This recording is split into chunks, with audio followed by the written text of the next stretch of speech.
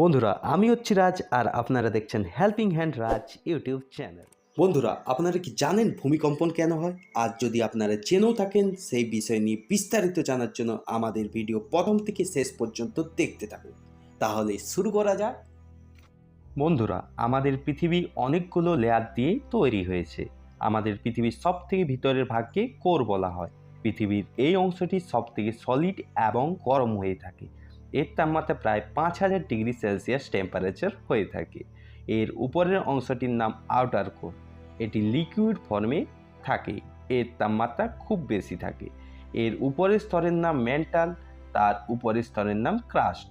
এটি 30 থেকে 50 কিমি পর্যন্ত বিস্তার করে থাকে, যেখানে গাছপালা, সমুদ্র আর সমস্ত প্রাণীকুল বসবাস করে। বন্ধুরা, আমাদের পৃথিবী টোটাল 12টা টেকটনিক প্লেট দিয়ে তৈরি হয়েছে। এই টেকটনিক প্লেটের নামকরণ করেন বৈজ্ঞানিক হ্যারি হ্যাস। ক্রাস্ট ও ম্যান্টাল দুটি স্তরকে লিথোস্ফিয়ার বলা হয়।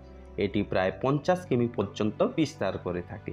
এই দুটি স্তরের সমন্বয়কে টেকটনিক প্লেট বলা হয়। এই টেকটনিক প্লেটের নিচে তরল পদার্থ লাভা থাকে। এই প্লেটগুলো লাভার মধ্যে ভাসতে থাকে। যখন এই প্লেটগুলো একে অপরের সাথে ঘর্ষণ ও ধাক্কা হয়, তখন ভূমিকম্পনের উৎপন্ন হয়। বন্ধুরা, তোমাদের জানা দরকার এই টেকটনিক প্লেট কেন চলমান হয়। এর আসল কারণ পৃথিবীর কোরের মধ্যে হয়ে থাকা কনভেনশন কারেন্টের প্রসেস। কনভেনশন কারেন্ট প্রসেস আসলে কি, সেটি আমরা একটি এক্সাম্পলের সাহায্যে বুঝে নিই। আমরা মনে করি একটি পাত্রে জল খেয়ে গরম করছি। তখন জলের নিচের স্তর খুব গরম হয়ে যায় এবং নিচের জলের তুলনায় উপরের স্তরের জল অনেক ঠান্ডা থাকে। যখন নিচের স্তরের জল খুব গরম হয়ে যায়, তখন তার ডেনসিটি কম হয়ে যায়। তার ফলে জলের নিচের স্তরের সমস্ত পার্টিকেল কম ডেনসিটির জন্য উপরের দিকে উঠতে থাকে।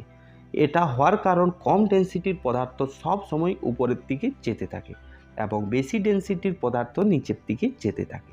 যখন কম ডেনসিটির কারণে পার্টিকেল উপরের দিকে যেতে থাকে, তখন জলের সব থেকে উপরের ঠান্ডা স্তরে গিয়ে ধাক্কা খায় এবং তার ফলে এই পার্টিকেলগুলো ঠান্ডা হতে থাকে এবং ঠান্ডা হওয়ার ফলে এই পার্টিকেলগুলি আবার নিচের দিকে চলে আসে।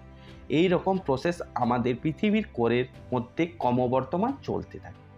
এই প্রসেস আমাদের পৃথিবীর ইনার কোর থেকে শুরু হয়, যেটা ক্রাস্ট লেয়ার থেকে অনেক বেশি গরম হয়ে থাকে, কারণ পৃথিবীর কোর থেকে গরম লাভা কম ডেনসিটির জন্য উপরের দিকে আসতে থাকে এবং উপরে এসে ম্যান্টাল স্তরে পৌঁছে যায় এবং পৃথিবীর সব থেকে উপরের ভাগ ক্রাস্টে গিয়ে ধাক্কা খায়। আবার ক্রাস্ট লেয়ার পৃথিবীর সব থেকে উপরে হওয়ার কারণে অনেক ঠান্ডা হয়ে থাকে। এর কারণে লাভা যখন এর সংস্পর্শে আসে, তখন সেও ঠান্ডা হয়ে যায় এবং ঠান্ডা হওয়ার ফলে এটি আবার নিচের দিকে চলে যায়।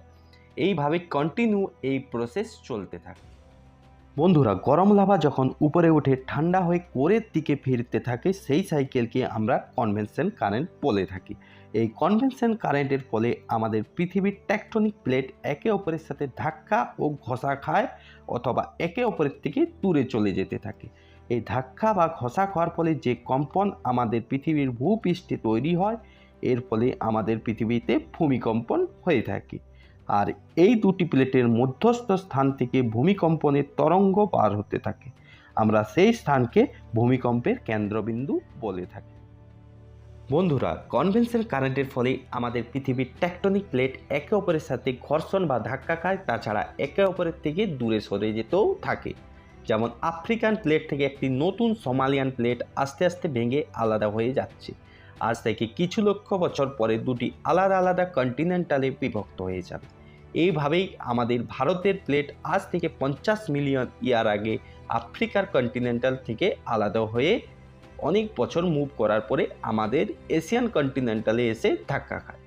এখনও আমাদের ভারতের প্লেট এশিয়ান কন্টিনেন্টালের মধ্যে প্রবেশ করতে থাকছে। এর ফলে আমাদের হিমালয় রিজন উৎপন্ন হয়েছিল। এই কারণেই আমাদের ভারতবর্ষের সবথেকে বেশি ভূমিকম্পন হিমালয়ান রিজনেই আসে। বন্ধুরা, ভূমিকম্পন মাপার জন্য আমরা রিক্টার স্কেল ব্যবহার করে থাকি। ভূমিকম্প রিক্টার স্কেলে 1 থেকে 9 পর্যন্ত আধার হিসাবে আমরা মেপে থাকি। রিক্টার স্কেলে 1 থেকে 5 পর্যন্ত ভূমিকম্পনকে আমরা কম তীব্রতাযুক্ত ভূমিকম্পন হিসাবে ধরে থাকি। এই তীব্রতাযুক্ত ভূমিকম্পন আমরা বেশি অনুভব করতে পারি না, এর ফলে বেশি ক্ষয়ক্ষতিও হয় না। এরকম ভূমিকম্পন প্রতি বছর প্রায় 6000-এর থেকেও বেশি আসে। রিক্টার স্কেলে 2 অঙ্কের কম তীব্রতাযুক্ত ভূমিকম্পন আমরা বুঝতেই পারি না, 5 থেকে 5.9 তীব্রতাযুক্ত ভূমিকম্পন আমরা মিডিয়াম ক্ষমতাযুক্ত ভূমিকম্পন হয়ে থাকে। এরকম তীব্রতাযুক্ত ভূমিকম্পন প্রতি বছরে প্রায় 800 বারের মতন হয়ে থাকে। 6 থেকে 6.9 তীব্রতাযুক্ত ভূমিকম্পন আমরা বড় তীব্রতাযুক্ত ভূমিকম্পন হিসাবে ধরে থাকি। এইরকম ভূমিকম্পন প্রতি বছরে প্রায় 100 বারের মতন হয়ে থাকে। 7 থেকে 7.9 তীব্রতাযুক্ত ভূমিকম্পন অনেক বেশি বিধ্বংসী হিসাবে ধরে থাকি। এরকম ভূমিকম্পন প্রতি বছরে প্রায় 20টির মতন হয়ে থাকে। 8 থেকে 8.9 ক্ষমতাযুক্ত ভূমিকম্প সব থেকে বেশি ক্ষয়ক্ষতি করে থাকে, প্রতি বছরে প্রায় একবার আসতে পারে। এর থেকেও বড় ভূমিকম্পন প্রতি 20 বছর পর পর আসার সম্ভাবনা থাকে।